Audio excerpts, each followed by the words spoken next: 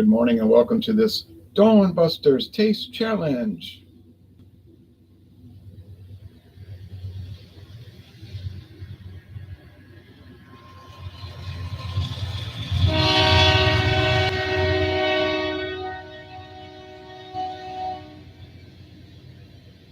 Here is Sombra.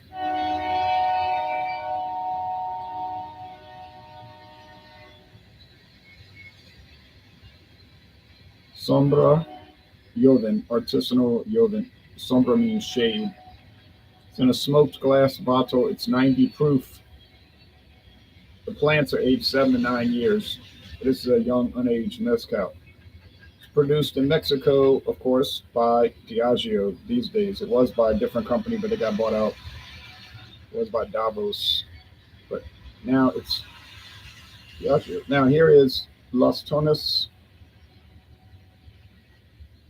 Joven agave Angustifolia. And both of these are made from Angustifolia agave, okay?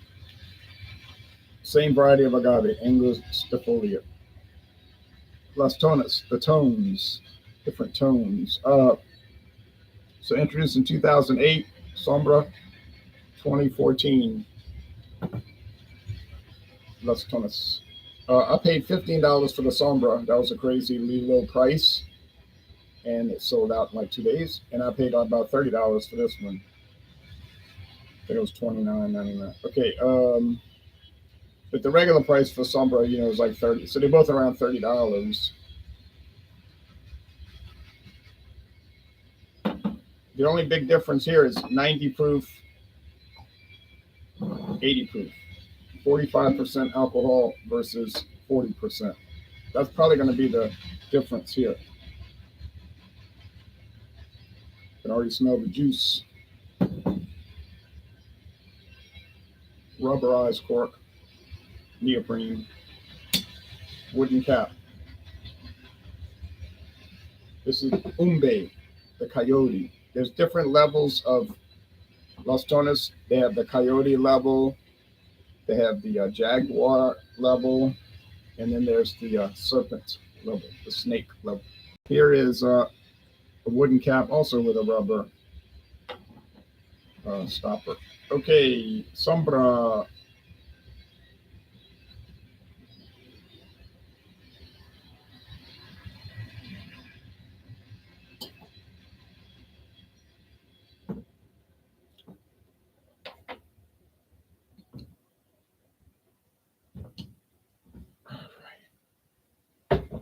So check total wine the other day. It was $29.99 for the Las Tonas.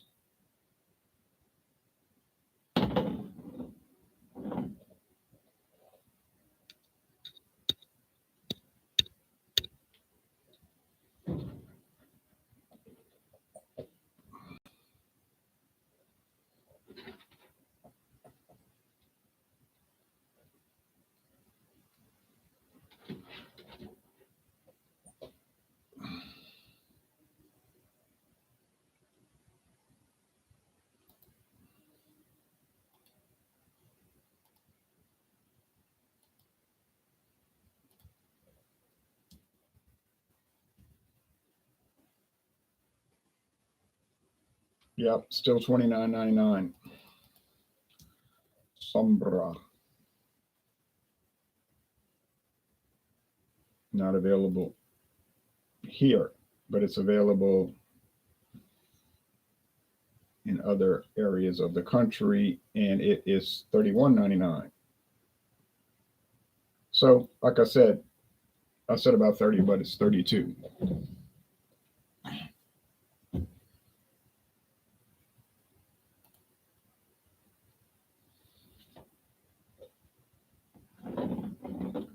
Alafar says, good morning. Good morning to you. Maxwell, good morning, Ron. Good morning to you in Russia, the Russian Federation.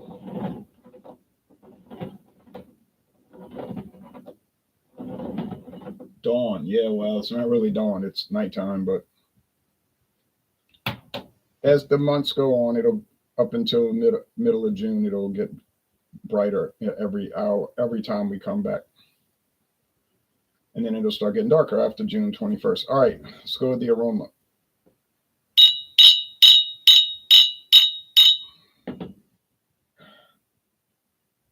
Yeah, just smell like juice. What I mean is like agave juice, which is basically what it is. Fermented, then they distill it.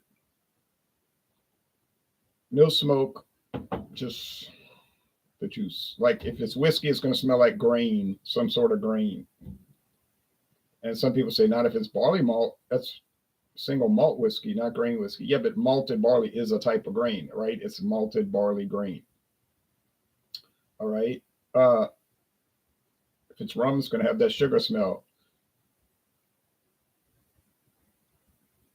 If it's brandy, it's going to have that grape smell, unless it's apple brandy, which I would assume would have an apple smell. I've never actually tried apple brandy. Seen it around. And yeah, Laird's. Yeah, there's a little smoke over here.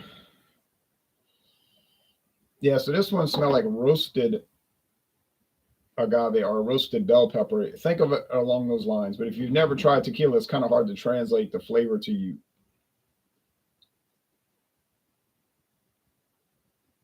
Yeah.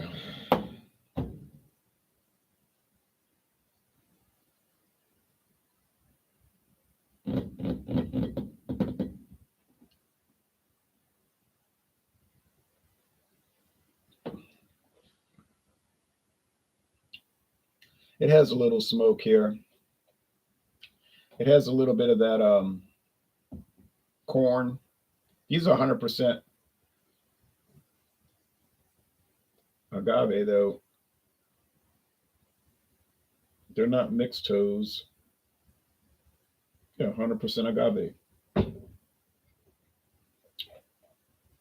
100% Maguey Espadin, Oaxaca. Mexican artisanal Joven. Smoked bottle.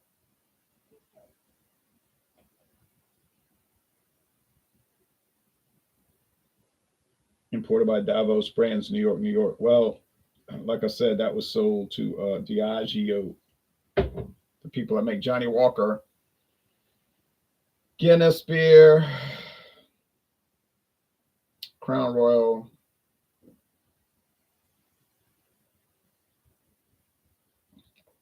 and so much more. White Horse Scotch, which I want to get a hold of because somebody told me it was good.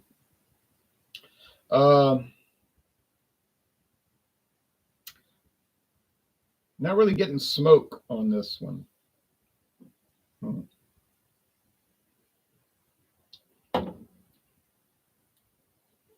Yeah, it's just like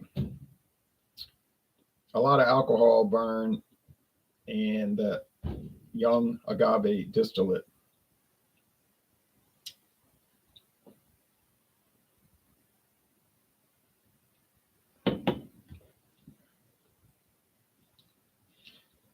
This one has a little smoke.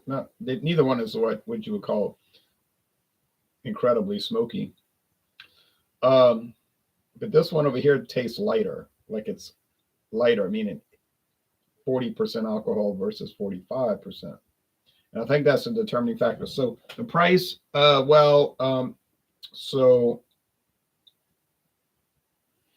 $2 more for the Sombra. And you get 90 proof versus 80. The flavors are about the same.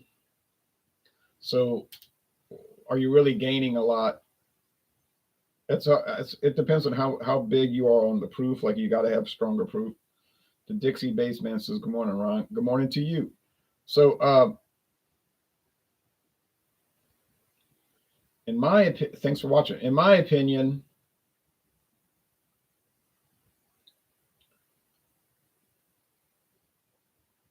I would just soon save the $2, but it's all about what you want to buy. But it's basically a tie here. I don't see much difference. These lights are bright, but it is dark. I want to get some lighting in here, you know. No, I mean. All right.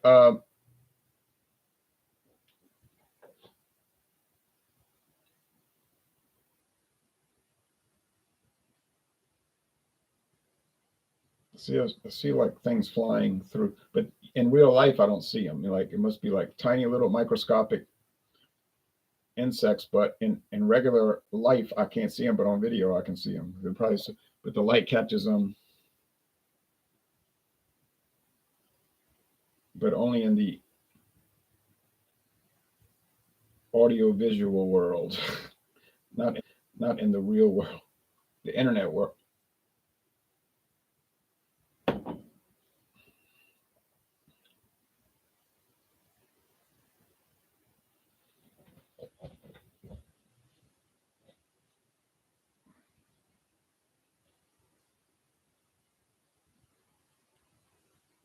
But what it all comes down to, my friends,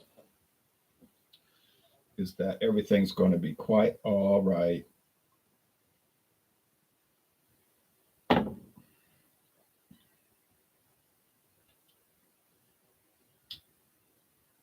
Yeah, it's more or less a tie. It is a tie. The only difference, like I said, a little bit of strength difference and a little bit of a price difference too.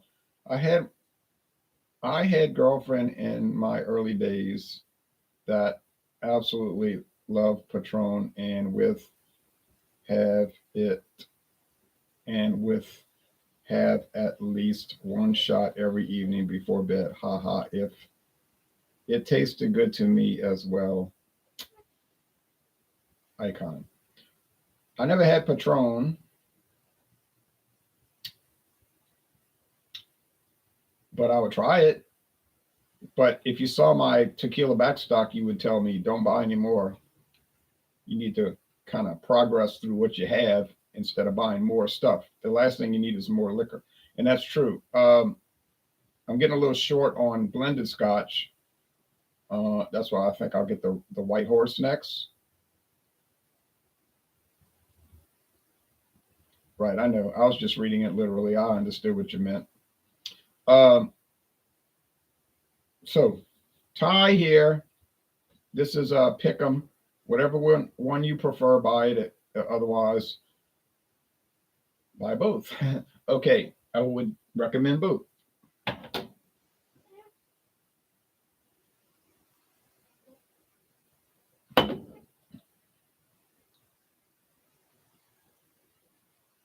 I'm not really big on mezcal. It's all right. It's something to try. I wouldn't make a habit of drinking it, but then on the other hand, to be fair, I don't make a habit of drinking any liquors. I don't drink liquor. I only do tastings.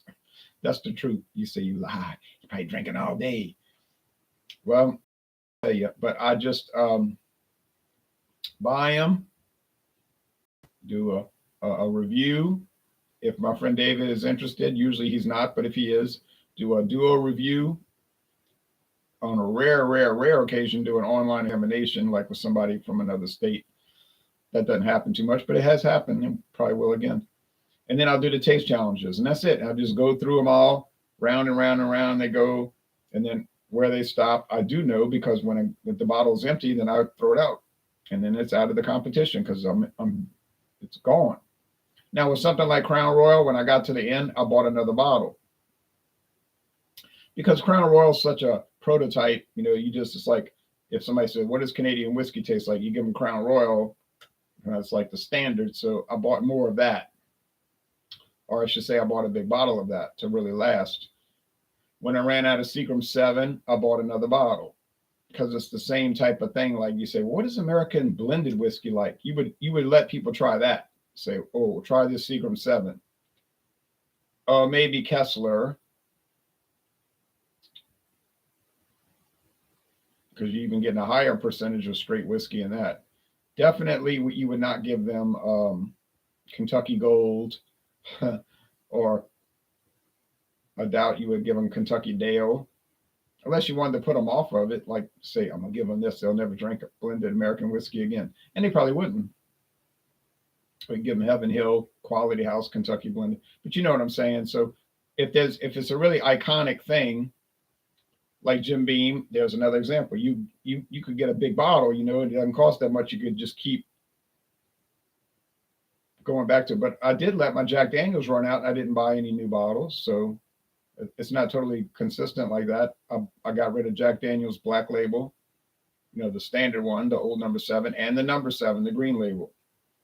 I went through them and they were nice, but I said, I don't really feel like buying any more Jack Daniels, tell you the truth. But that is the benchmark. I drink all day if I'm thirsty, says Olive Fire. Okay. The Dixie Bassman says gnats. Yeah, gnats, but I don't see them. Like if I was not doing the video and I was just in the house doing other things, I'd never see those flying around. Never. If it was a mosquito, yeah, because they make a little buzz sound too. You hear them. Can't stand those treacherous things. But when I do this video only, and it's the lights, I'll see like right there, they're flying through. But maybe that's a piece of dust. Although I keep my house dusted, I'm always dusting and stuff. But could be something that's falling. Maybe it's rods and cones. All right.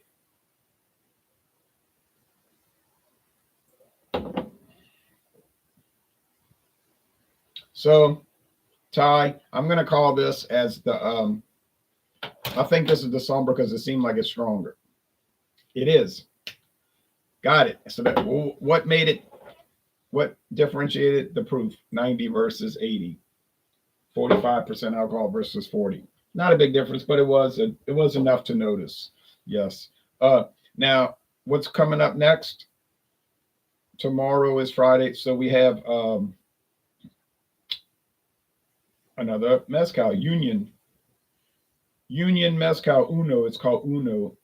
And I noticed it was listed on the Diageo, thebar.com, where you can buy liquor and pay way too much to have it sent to your house if you're dumb like that.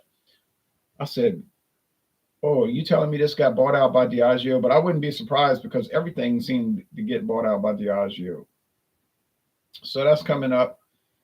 Then we're going to pivot back to whiskey. So we've made our way back around the circle and we're back to whiskey, and it's going to be rye whiskey, 100%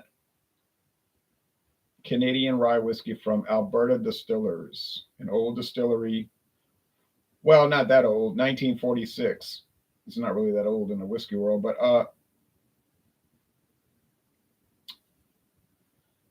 and we got Alberta Premium, introduced in 1958, I found out, and age 5 years, and it's going to go up against all the other rye whiskeys I have. How's it going to do? I don't know, but we're going to find out. I have a good amount of rye whiskeys to challenge it with, so that'll be fun. And then it's on to straight bourbon, bourbon whiskey. Not all of them are straight, though. Most of the bourbons I have are straight bourbon. Some are not. That's another story. All right. Thanks, everybody. Bye-bye.